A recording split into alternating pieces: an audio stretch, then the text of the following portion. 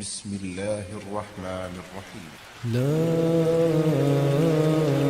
أقسم بيوم القيامة ولا أقسم بالنفس اللوامة. أيحسب الإنسان أن لن نجمع عظامه بلى قادرين على أن نسوي بنانه بل يريد الإنسان ليفجر أمامه يسأل أيان يوم القيامة فإذا برق البصر وخسف القمر وجمع الشمس والقمر يقول الإنسان يومئذ أين المفر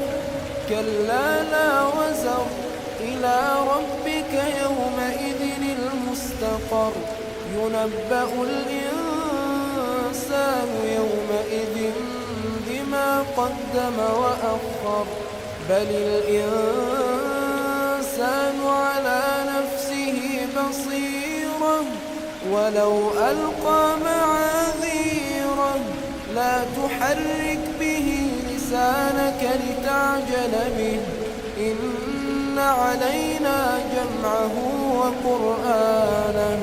فإذا قرأناه فاتبع قرآنه ثم إن علينا بيانه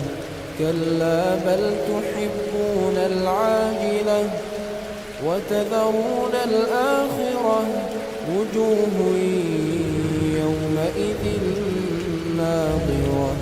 إلى ربها ناظرة ووجوه يومئذ باسرة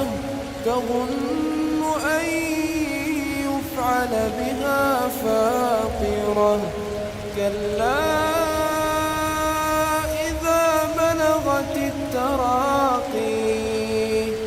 وقيل من راق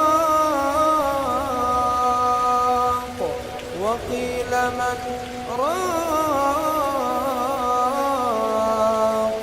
وظن أنه الفراق